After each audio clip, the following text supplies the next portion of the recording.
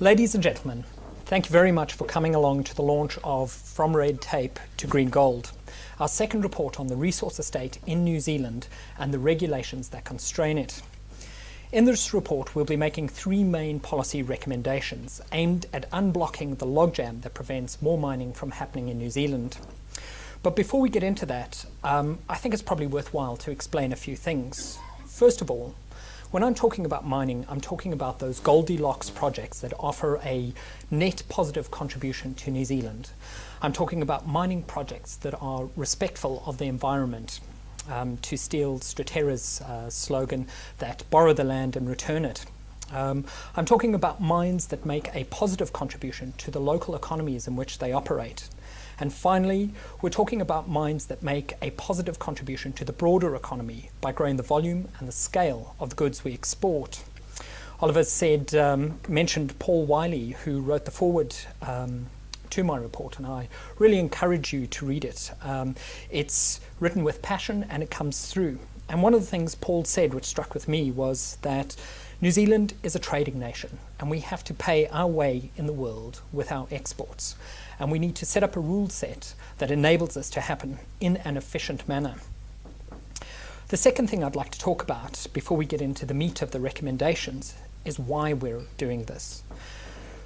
In my first report, Poverty of Wealth, we highlighted the strange conundrum that exists in New Zealand, where we have rural economies that are facing economic hardship, and all the while they're standing on abundant mineral wealth which lies beneath their feet. Now, some of you may have seen the recent regional growth figures, and they certainly looked robust, and you may have drawn the perception that rural New Zealand is doing very well. But once you look below the surface and start stripping out the recent dairy price boom, you see that the picture is a lot grimmer than the figures suggest. For example, Northland has an unemployment rate of 8%, which is significantly higher than Auckland, Wellington and Christchurch. The same pattern can be seen in other parts of the country: Marlborough, Tasman, Gisborne, Hawke's Bay, Waikato, the Manawatu.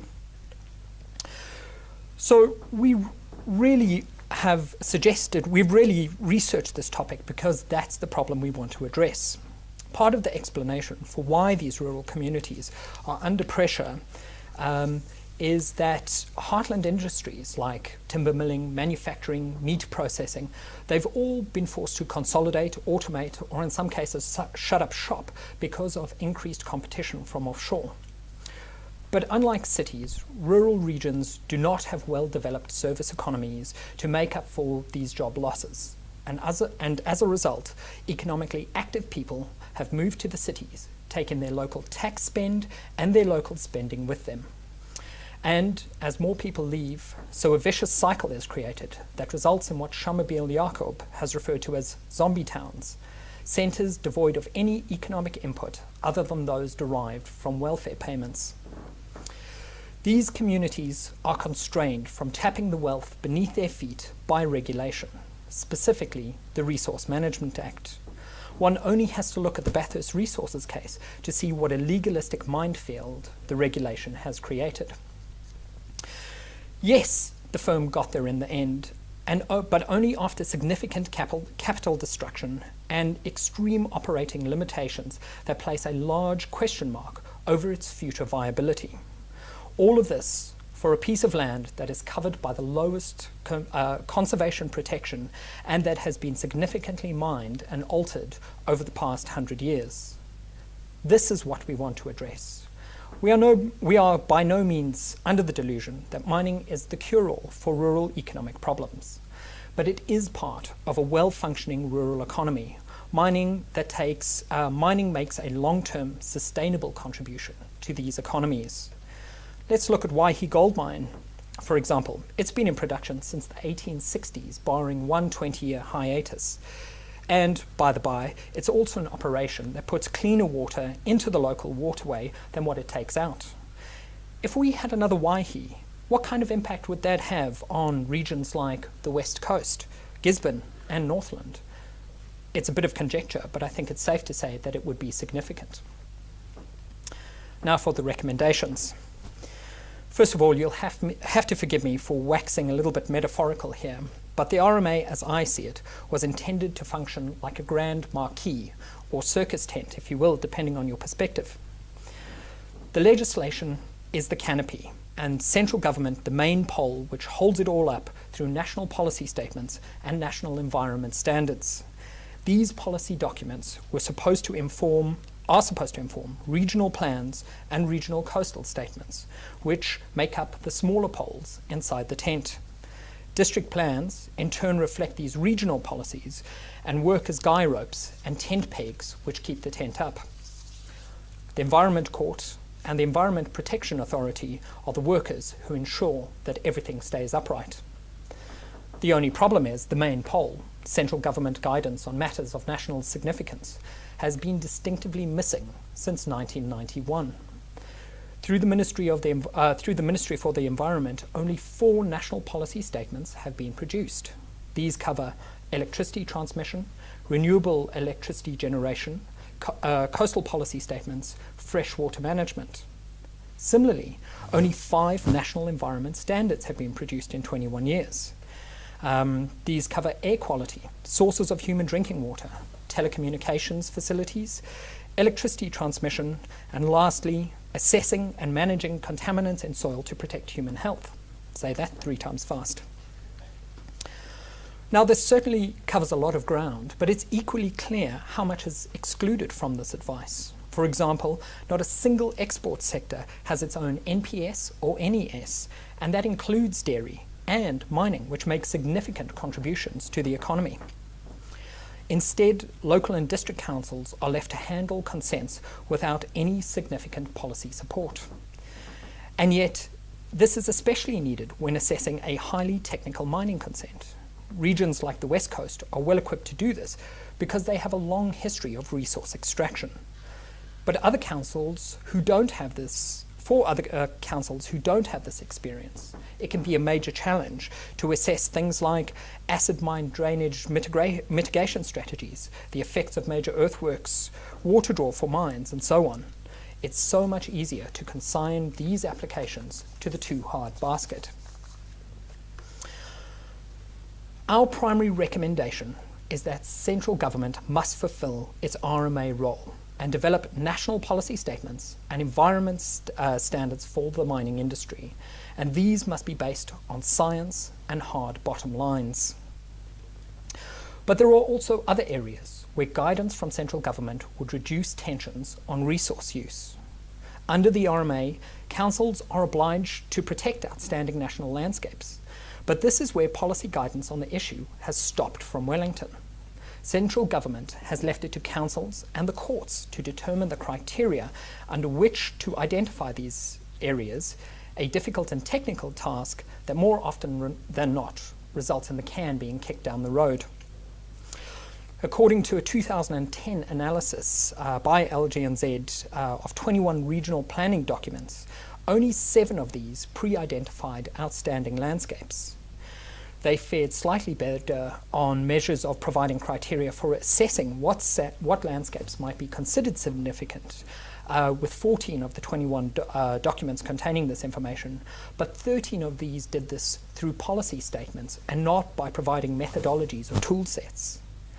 This matters because it means that miners are largely left with no means of determining whether a proposed project is going to impact a landscape of national significance until they've submitted a planning application.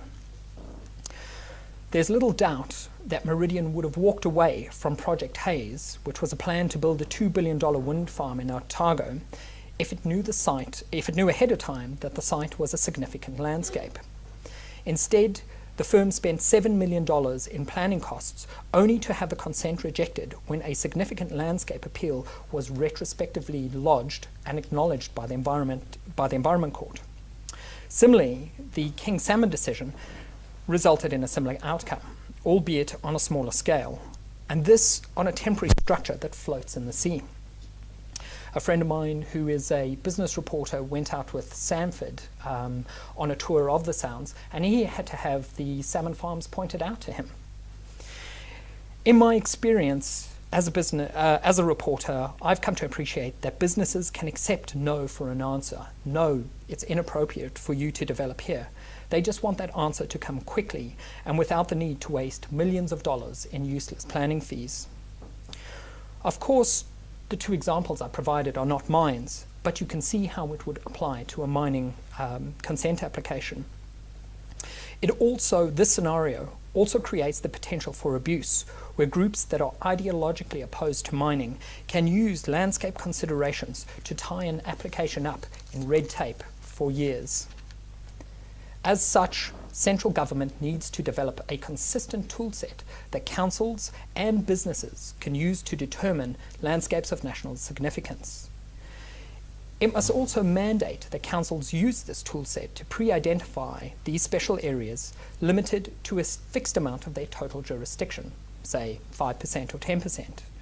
After all, if everything is special, then nothing is special. This is obviously important for the mining sector, but you can see how this kind of policy advice would be useful in other sectors of the economy, particularly where there's large land use considerations. There is one other area where central government, in our view, could provide greater policy input that would benefit the mining sector, and that is in ecological compensation. These schemes work by recognizing that an activity, say mining, will damage the environment when it takes place. Firms can offset these losses by making investments in other areas so that there is no net loss to the conservation estate. These compensation schemes, or bio-offsets, are becoming an increasingly popular means of resolving tensions over resource use internationally. In fact, the RMA allows for these mechanisms, but again, it's been left to local and regional councils to manage the issue. Unsurprisingly, the outcomes are less than desirable. Work led by Marie Brown has shown that 90% of bio-offsets in New Zealand lacked an objective measure of the compensation needed. For example, and using Bathurst again, the firm made a $22 million contribution to predator control in the Heaphy Track as part of their land access arrangements. How does this compensate for mining on the Denniston Plateau? And by the way, this condition was imposed on the firm. Brown, in other research, also looked at 245 compensation conditions placed on 85 projects and found a third were not achieved due to a lack of consistent and robust decision-making.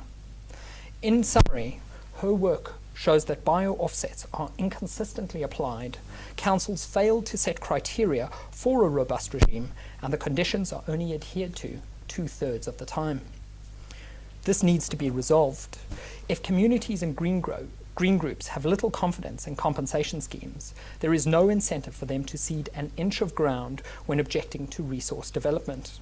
From their perspective, any development is a threat to the environment, even where it is tied to an ecological compensation scheme. Again, this can be remedied by nationally consistent frameworks, benchmarked on a no net loss basis that councils can adopt and that are monitored to ensure compliance. These policy statements on mining, outstanding national landscapes, and bio-offsets would go a long way to remedying many of the problems with the RMA and could be used as a template to resolve tensions over resource use in other areas of the economy. The downside is that developing these policies takes time, I think 4 years on average. And that does little to ease the consenting logjam right now, which brings us to our second policy recommendation. Unlike the RMA, under the RMA, local government is the primary consenting agent, yet we know local government struggles with the task. Work by the Productivity Commission, in which they surveyed local governments, the local government sector, found that councils are mired in the complexity of the regulation and constrained by resourcing because their activities are largely an unfunded mandate. By the numbers, 80% of councils said their inability to recoup regulatory expenses was a hindrance to their duties. They battle to recruit RMA experts, and furthermore, they battle to pay these experts. But consenting costs only scratch the surface. Appeals to the Environment Court and the higher courts can drag on for years and represent a significant financial risk to councils who have to defend their consents decisions. We've seen this in the Bathurst case. Why would any council want to take on this kind of financial risk, especially in a highly technical area such as mining and where they know there will be vocal opposition? It's far easier, again, to put it in the too hard basket. Government, as we see it, can remedy this by creating an incentive for local councils to be pro-development by compensating them for the consenting costs that relate to mining. The onshore sector currently pays about $18 million in royalties a year, which could be used to fund local council consents. While central government wouldn't necessarily feel the loss of this revenue, $18 million is quite small in the grand scheme of things, we also recognise that it's not enough to compensate all of the local government sector for their mining consenting costs. This is why we propose setting up a contestable fund which councils can apply to. Awarding of the funds would be based on clear processes, or must be based on clear processes, and encourage quick decision making with a minimum of red tape. And all costs should be benchmarked against similar consenting processes to prevent cost padding. Importantly, the fund must also compensate councils for their legal costs if their consent decisions are challenged in court, and only if the consent decision is upheld. This stopgap measure with sunset clause safeguards will go a long way to eliminate some of the bias against mining created by financial pressures in the consenting process. By increasing capacity, councils are also more likely to make better informed decisions based on the merits of their application and that are better able to stand up to challenge in court. Reasonably, we only expect this policy to be effective at the margin, and it is a second best option compared to permanent reform. But the margin matters. Boosting consenting capacities of small councils with little experience in the mineral sector and giving them the financial means to defend their decisions will help bring projects online that otherwise would never have started. And one project leads to a second project, leads to a third. Lastly, our third policy recommendation starts with the question, is the RMA fit for purpose? The answer to this is obviously debatable depending on which side of the line you're on, but what we can definitively say is that the RMA lags international best practice. At the time the legislation was drafted in 1991, a hazards-based, or for those familiar with the legislation, an effects-based approach was the primary means of regulating industries like mining. Under this framework, it is up to the applicant to establish environmental baselines and show how the project will maintain this threshold before it can proceed. There's very little tolerance for risk. The limitations of a hazards-based regulatory approach can be seen in the Trans-Tasman Resources decision. There, the risk tolerance level of the legislation that governs it, the Exclusive Economic Zone and Continental Shelf Act, is so low that the regulator couldn't allow a small-scale version of the operation to proceed because there were too many uncertainties. The irony of this arrangement is that these small-scale versions are allowed under the legislation to answer just these sorts of uncertainties. Internationally, hazards-based regulatory frameworks have been observed to be over-reliant on the courts to resolve disputes, are dominated by inflexible rules, and there is little consideration given to the costs imposed by regulation.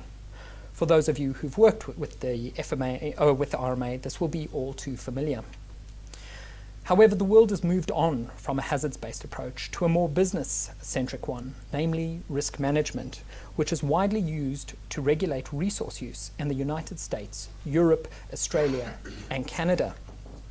Much like the hazard approach, the resource-based approach not only considers the potential harm from a given activity, but it also considers the likelihood of the harm occurring and the severity of this potential harm. This allows the risks to be analysed, controlled, communicated and monitored on an objective basis that is transparent, using tools such as a cost-benefit analysis. Perhaps the most common example of risk-based regulation is in the pharmaceutical industry, where the negative side effects of a drug are weighed against the chance of those effects occurring, as well as the severity of those effects. Nausea, hair loss, and the possibility of dying are all side effects we would want to avoid, and under a hazards-based regulatory regime, the drug would be prevented from going to market. But under a risk-based regime, regulators would consider the likelihood of these side effects occurring and the severity, which changes the equation when trying to treat something like terminal cancer. But besides trying to bring the legislation up to international standards, we also need to consider whether the RMA needs to be modernised. In New Zealand, a miner must apply to MBE, or New Zealand Petroleum and Minerals, for a mining permit, and then apply to the local council for a consent. Presuming this is granted and defended successfully in the courts, the miner must then negotiate land access arrangements and get clearance from Heritage New Zealand, as well as the Department of Conservation if this mining is to occur on Crown land. And this is all before they can even turn their first sod of soil. A no at any stage of the process will derail the entire process. And even if the applicant succeeds, it's still a long, costly, and highly risky way of doing things. In South Australia and Western Australia, by comparison, the state governments there operate a lead agency or one-stop shop approach. This entails looking at all the necessary permissions at once, led by a single government agency, and this includes public consultation. The upside is a mining company will have an answer one way or another in about 6 months. Compare this with Bathurst, which took almost 3 years just to get through the consenting and legal process alone. According to the Minerals Council of Australia, who regularly do a stocktake on this, both Australian regimes outperform the RMA almost across the board, even on environmental matters. South Australia, for example, is ranked higher on measures of environmental assessment processes, native vegetation management, biodiversity offsets, noise pollution, and fauna management than New Zealand. We need to adapt to best practice. Both changes to the way we assess risks and the processes of the RMA themselves are not to be taken lightly, but are necessary if we want to compete for international mining investments and tackle the perception that, quote, New Zealand would be close to the hardest jurisdiction in which to mine anywhere. To recap, From Red Tape to Green Gold puts forward 3 solutions. In the short term, we recommend government introduce financial incentives to councils to better enable them to manage mining consents and to encourage activity in the sector.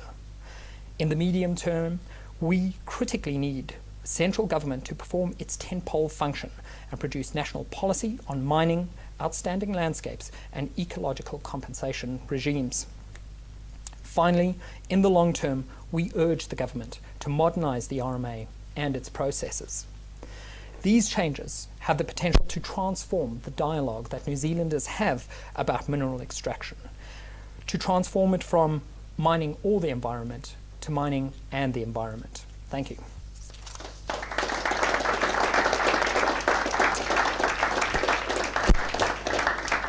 I'm happy to answer questions if you just let me get a gulp of water.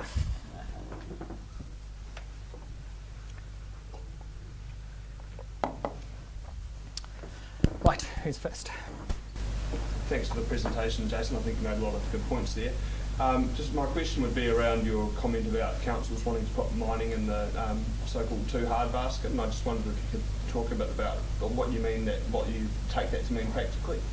Well, I think we've seen it in the Coromandel, where using the 10-year planning framework, councils have made mining prohibited activity, and that played out in the courts for about 10 years, which I'm sure many of you will be familiar with. And that's principally how we see it being done. That seems to be rearing its head again. Planning is supposed to be take a 10-year view and look at things like the economy. But when it becomes this hard and there's so much political opposition to it, it's easier just to regulate against it effectively, or plan against it more precisely. Stephen. How do politicians withstand that? in the absence of a voice that counters the religious view of the environment. I mean, if I think of Wellington, we had mining in our hills here. I got land in Marlborough, which was intensively hard rock mined, quartz mined, and 80 years later it's so hard to find the traces that we need archaeologists to do it. And that whole valley was completely stripped. Yep. And yet there's no one willing to stand up and say these things because everyone wants to look reasonable. And if you're a councillor or an elected politician, unless someone's defining that end of the spectrum, you can only ever look defensive. I absolutely agree with you. And I think we do need to encourage a voice to counter that on the extreme environmental side of it.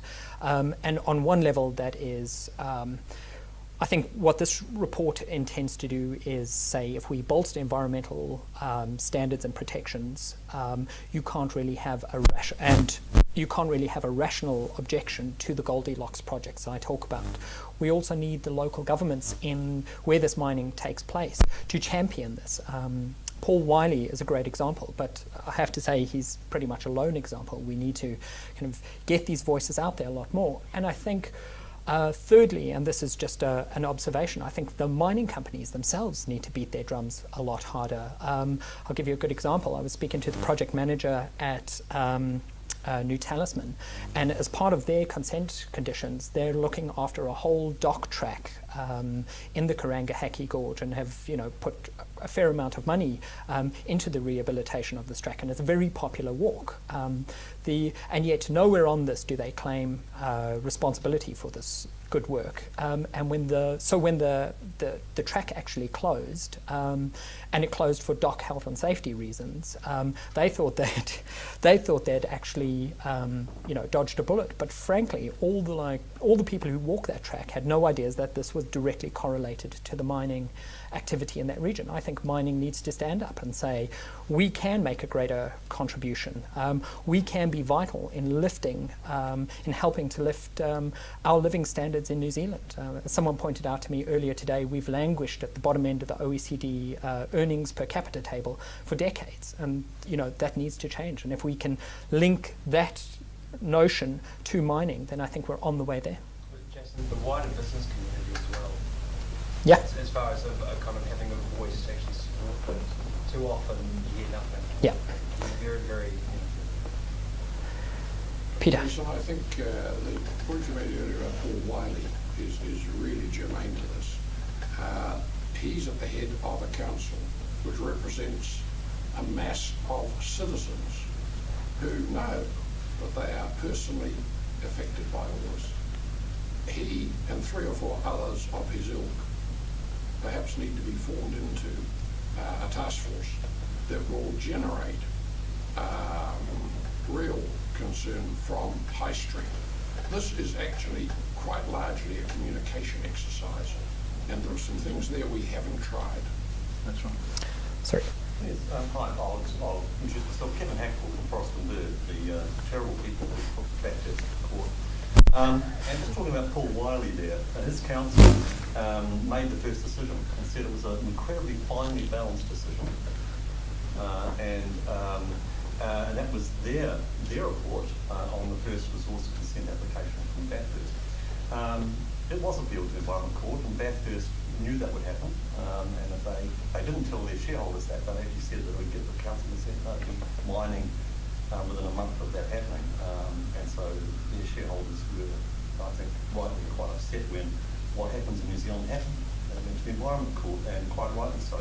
They went to the Environment Court, and you might be interested to know that 96% of all resource consents that council receive throughout New Zealand are actually consented within the time frame, the normal time frame, and consented without notifications. Less than 4% are notified, less than 1% are appealed, and less than 0.27 or 1% are actually, so less than a third of 1% have declined. just to put the context of, somehow the RMA's anti-business. But that's people building a deck. Okay.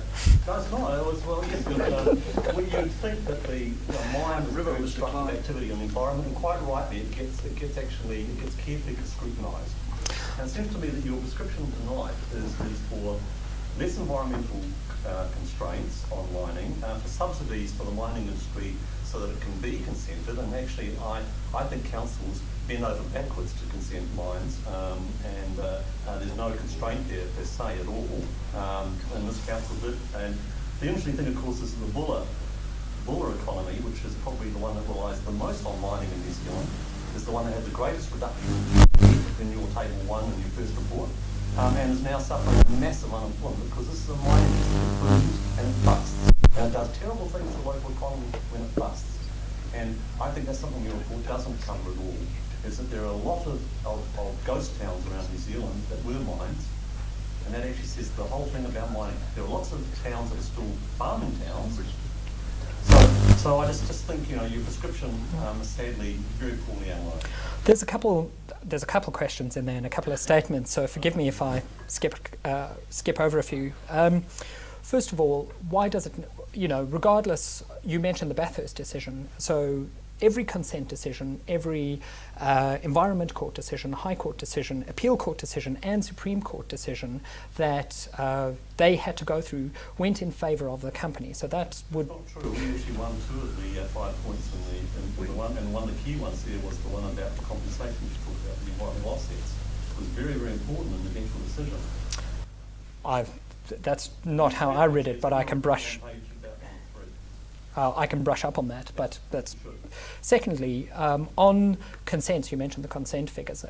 I love that statistic because it never counts the number of consents that didn't get filed because they would meet opposition, or there is no tolerance to spend 3 years in the consenting process and in the courts at great expense.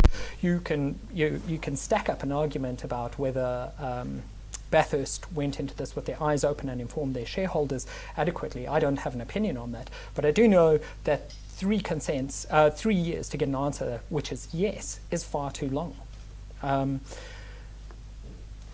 If I've skipped any others, I'm happy to address it afterwards. Bernie and then John. You were going to ask a question, Bernie. G'day, Kevin. Hi, Bernie. Good to see you. I read the stuff in the report. Look, you raised a lot of issues here. I mean, in the context of many activities in New Zealand, mining is far less destructive than many things. As your comments about the boom and bust economy, that can affect a lot of activities as well, including car factories. I mean, some of it's a bit mischievous, Kevin, to be honest, and will have to be taken offline. I'm interested. On the other matter of miners being under the parapet, there's a very obvious reason for that, isn't it? Every time a mining company gets in the newspaper, they've got a bunch of people with placards going onto their properties, and so that's why they don't like to, speak out too much. They're held hostage, if you like, by people in New Zealand who feel strongly about these things, and so it's a strategy, I guess, for lowering the profile.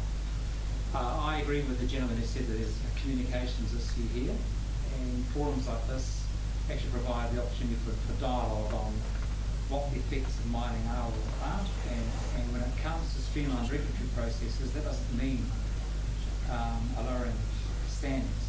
Now, since I've got the floor, I would like to ask a question on a new topic, rather than go back and forwards on that stuff. The one-stop shop idea is one that I'm attracted to because we've got lots of laws in New Zealand, and we're not going to get rid of them. We've got lots of regulators, and we're not going to get rid of them. But in Australia, there is a way of bringing these processes together, at least for environment and heritage. And I'm wondering, so you've gone into this, Jason, more than I have. I'm wondering what your thoughts are on how this will be applied in New Zealand. My thinking on it is that MB should take a lead agent role in this, and their job should essentially be to walk a mining application through all its regulatory requirements. And it's not necessarily about chopping out some of the scrutiny that goes into it. There would still be public consultation. But one of the benefits that we were promised from MB would be this big agency to handle things exactly like this. There are obviously concerns and legitimate concerns about the transparency of this process, but it works well, and it's well audited in places like Australia where there is transparency to show what's going on, and Chinese walls within the department to actually stop any kind of putting a thumb on the scale in favour of one outcome or the other. And so that's ideally how I would see it run. And so, for example, if someone files a mining application, the way it works in South Australia is they pull in a team. So you'd need, say if it's on Crown land, you would need DOC in there, you would need someone from Heritage New Zealand. The Environmental Protection Authority, or the agency, play a much bigger role in this. They don't sit as they do in New Zealand on the sidelines until you get a large decision that needs someone to look at it. They actually play an active regulatory role in this and represent the environment at the table. And as I said, the upside of this is you don't operate in a long series where any failure along the way scuppers the proposal, no matter how much work has gone into it and how much money has gone into it. You get this answer quickly and fairly, you get it within 6 months. And I mean, speaking to the Australians, they moaned about 6 months, and then I told them how long it takes here, and they just expressed disbelief. Sorry, I think I said John? I agree with Peter, Jason, that this is about communication. Not surprisingly, I'm in the communication business. But one of the first things I'll be communicating is the 29 people at Pike River died because an open cast mine in the middle of nowhere was turned down. That's an aside. Never an open cast mine, ever. Okay. Never proposed to be an open cast mine at all.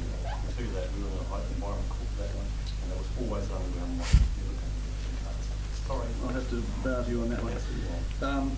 Possibly because You they said- didn't get it. Yeah.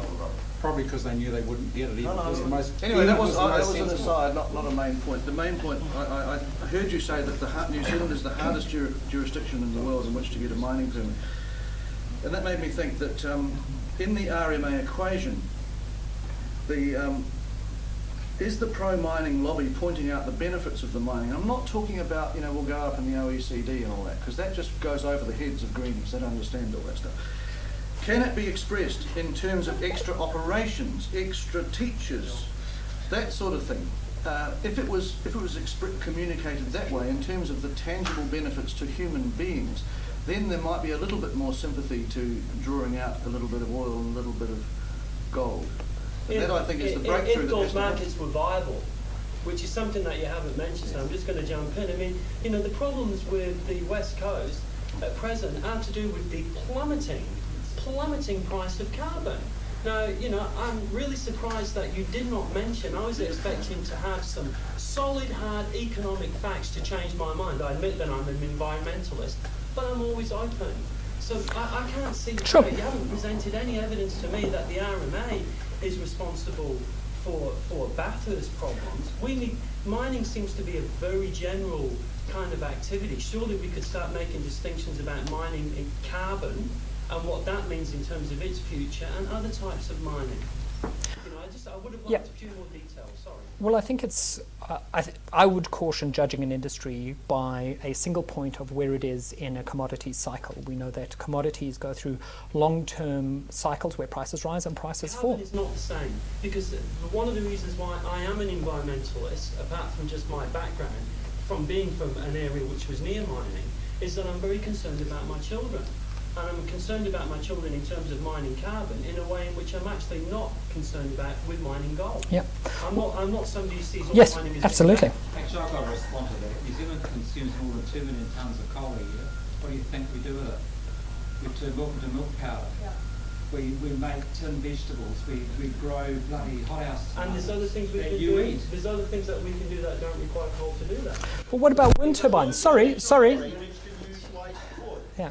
What about, okay, let me ask this question. What about wind turbines? I love seeing the wind turbines in macro because it actually reminds me that you need hard coking coal to make high tensile steel, which needs to go into the gearboxes that make those things. And the wind turbines themselves need to be renewed on a 5-year cycle because we have high winds in New Zealand that wear out the equipment pretty quickly. I'm happy to accept the thesis that we might need to leave some coal in the ground, but we still need hydrocarbons to make plastics. Plastics are a vital component. We still need mining for things like rare earth metals, which go into cell phones and computers, and all the things that urban green environmentalists love to crow about, but don't like the absolute fundamental reality. And that fundamental reality is that we live in a resource-dependent age. Even if you exclude the carbons, just have a look at the aggregates industry. In the aggregates, for every 30 kilometers you make a truck with aggregates in the back travel, you double the transport costs. That feeds through into housing, into roading, into any number of industries that require aggregates. And we use aggregates in cement, we use them in base layer for houses, we use them in numerous applications. So it's not just carbon. Mining and New Zealand's resource estate is very diverse. I mean, we have potential for platinum group metals. Platinum group metals are an industrial metal and have great use in the industrial sector. I mean, we're not just talking about carbon here, but the rules that constrain carbon also constrain every other mining activity, be it small scale aggregates all the way to gold, to platinum group metals, and we've seen that in the offshore space. I mean, you can argue about renewable steel and whether we can ever get away from carbon, but you still need iron sands to do it, and yet proposals to mine iron sands off the coast of Taranaki are basically ankle-tapped because we cannot accept even the smallest, most minuscule risk, or indeed the mechanisms to answer the uncertainties. Wouldn't your case be more convincing then, if to turn it round, if you said we believe that the mining of fossil fuels should be treated as something that's handled much more seriously than other mining? So you are putting all mining in the same basket, but in fact the mining of fossil fuels has implications for the climate that other sorts of mining basically don't. So why don't you separate Yeah, them? I'm nervous about that because I'm nervous about regulatory constraints without the ability to answer unknowns. So, for example, everybody rolls their eyes at, say, for example, we locked all coal away in perpetuity and took the economic heft from that. How do we know that we wouldn't lock away a vital resource when a means of mitigating the negative side effects from that, greenhouse gases, in the form of carbon capture would be right around the corner? We have mechanisms that will provide a spur in the right direction, and that's things like carbon trading markets and emissions trading schemes and things like that. Those mechanisms are in place.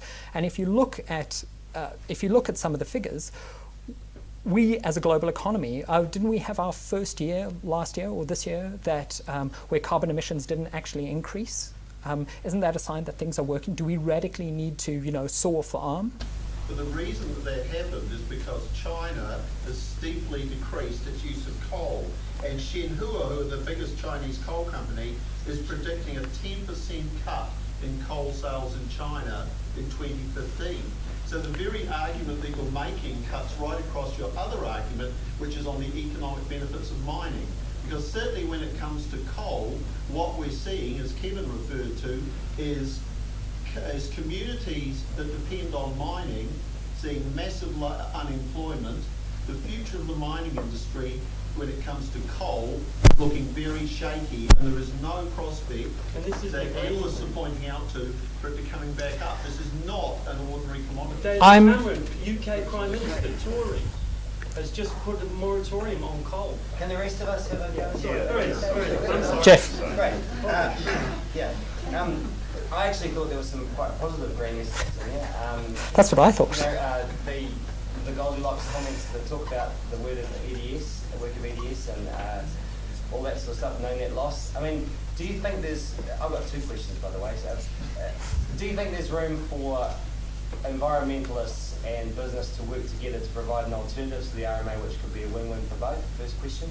Second question, your comment about limits to the percentage of a jurisdiction that can be a nice place, whatever the technical phrase is, special wildlife area. Yeah. I mean, I'm from Northland, so I think the whole area actually should be included in that, and I don't see a problem with carving off the Coromandel Peninsula because that's quite a nice place too. Let's mind Auckland, by all means, Epsom, preferably. I do wonder if that's manageable, because different bits of New Zealand are just so different that maybe, Yep. maybe it should be a democratic right of some regions to actually say none here.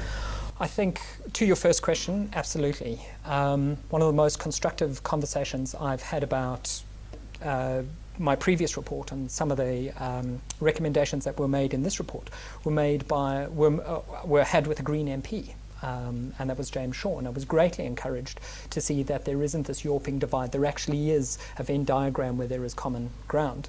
As to your question of can we, protect all of Northland or all of the Coromandel, I think it's a far more interesting conversation to have when you limit it to standing, because right now I think it's quite difficult to have a debate on the issues when you have people who don't have to wear the cost of these decisions living outside those jurisdictions. Project Hayes was a great example of that. 90% of the objections that were filed and came from people who lived in Auckland and holidayed in Otago, and yet those are going to have implications on the people who live there.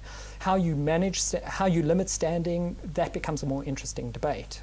But certainly, let's let the locals decide, and not the holidaying carpetbaggers.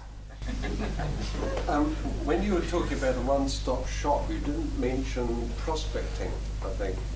And my recollection of the early stages of the consultation of the Resource Management Act in 89-90 was that one of the objections made by one prominent objector to mining was the fact that the family farm was suddenly invaded by people who wanted to prospect, and they had no way of controlling that. So I'd like your comment on that. The next point is, the one thing that person and everybody else could agree was that if things were going to be turned down, they should be turned down quickly to save the money.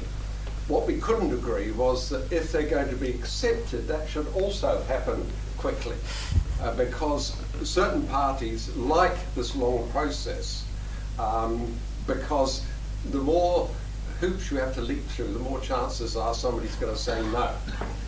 So I'd like your comment on that too. On the first point... Sorry, the final point was the Resource Management Act at that time, the thought was that it would speed up the process by bringing all those aspects together. But there was a change of government in 1991, and things changed quite a bit at that stage, I think.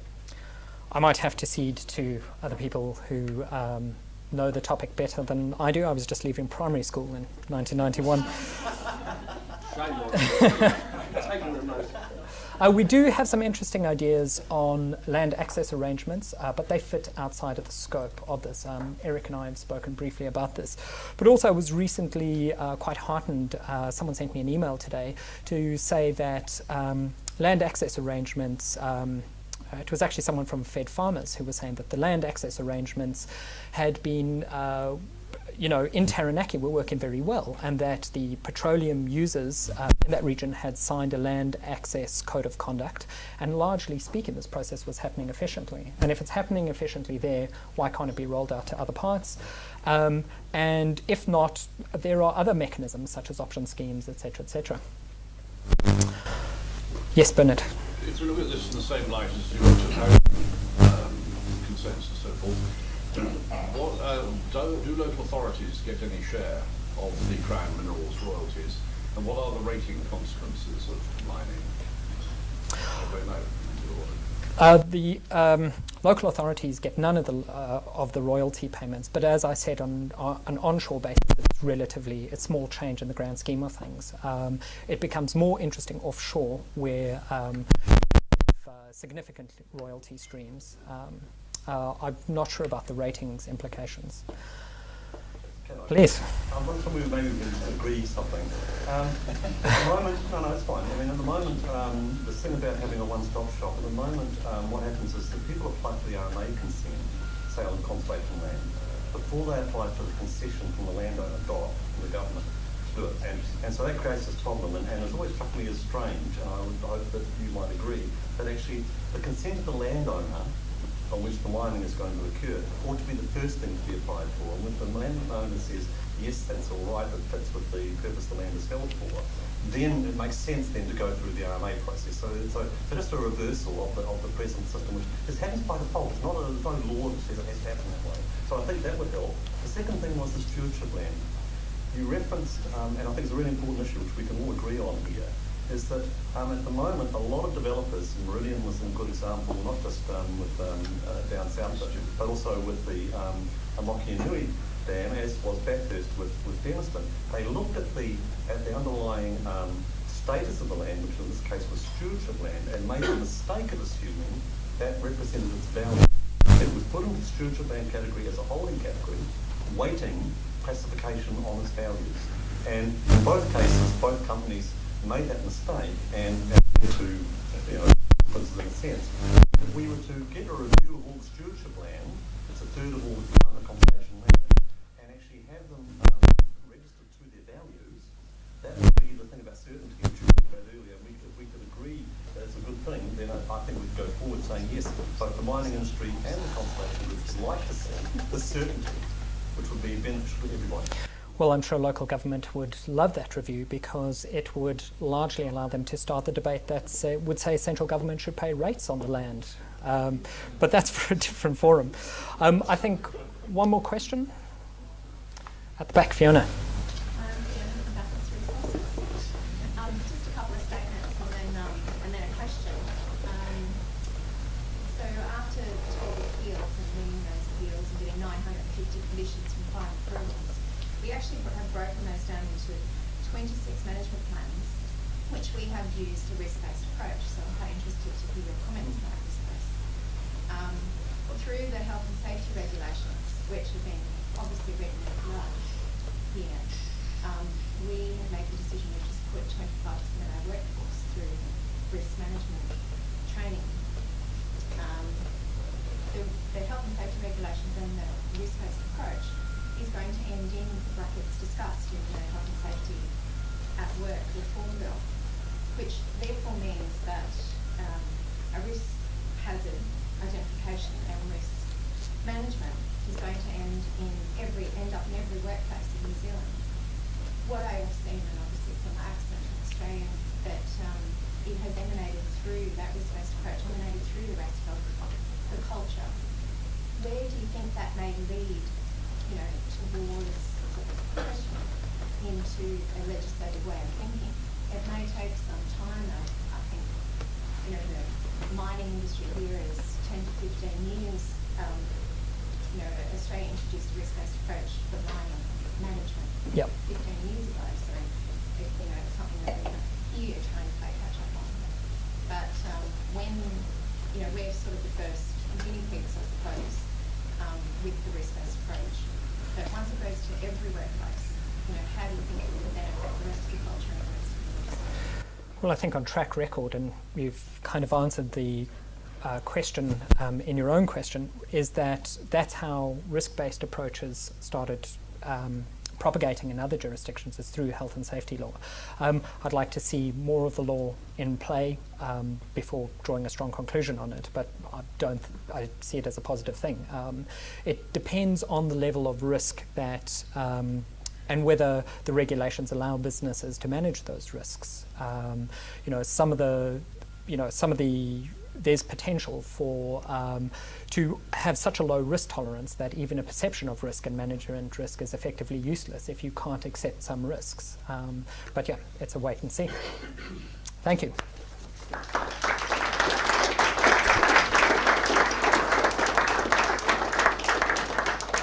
Thank you very much, Jason. We always knew, of course, that this was going to be a controversial debate, and we've had some of that tonight. But we think it is a debate that we have to have because there is just too much at stake in this sector, and we should really explore this. And I think Jason's made a great contribution to this debate with the support from Red Tape to Green Gold, which I, as I said, recommend to you.